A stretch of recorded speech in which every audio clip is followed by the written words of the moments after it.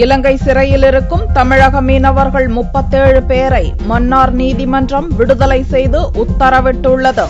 ராமேஸ்வரத்திலிருந்து கடந்த மாதம் 29ஆம் தேதி மீனவர்கள் 100க்கும் மேற்பட்ட படகுகளில் கடலுக்குள் மீன்பிடிக்க சென்றனர். கச்சத்தீவு அருகே அவர்கள் மீன்பிடித்துக் கொண்டிருந்த போது மீனவர்கள் 17 பேரை இலங்கை கடற்படையினர் கைது செய்து அனுராதபுரம் சிறையில் அடைத்தனர். இதேபோல் கடந்த 6ஆம் தேதி மண்டபத்திலிருந்து மீன்பிடிக்க சென்ற செந்தூரன், திரவியம், வடிவேல் உட்பட 20 மீனவர்களையும் இலங்கை கடற்படை கைது செய்து சிறையில் அடைத்தது. இது தொடர்பான வழக்கு விசாரணை வெள்ளிக்கிழமையன்று மன்னார் நீதிமன்றத்தில் நீதிபதி ஆனந்தி கனகரத்தினம் முன் வந்தது.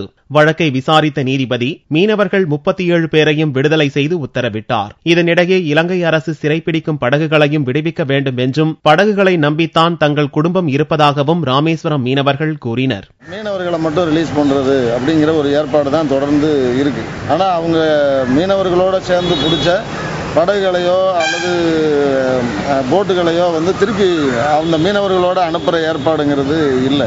இதனால மீனவர்கள் வந்துட்டா கூட அவங்களோட போட் இல்லாதனால அவங்க திரும்பி தொழிலை துவங்கிறதுக்கோ அல்லது திரும்பி ஒரு தொழில்களுக்கு போறதுக்கான போட்டு ஏற்பாடுகளுக்கோ பெரிய அளவுக்கு ஒன்றும் அவங்ககிட்ட வாய்ப்பு இல்லாதனால ரொம்ப சிரமப்படுறாங்க. ஏன்னா அவங்களுக்கு இருக்கிற வாழ்வாதாரமே அவங்க வாழ்க்கைக்கான அடிப்படையே போட்டு தான். இந்நிலையில் விடுதலை செய்யப்பட்ட 37 மீனவர்களும் சனிக்கிழமையன்று மாலை தாயகம் திரும்புகின்றனர்.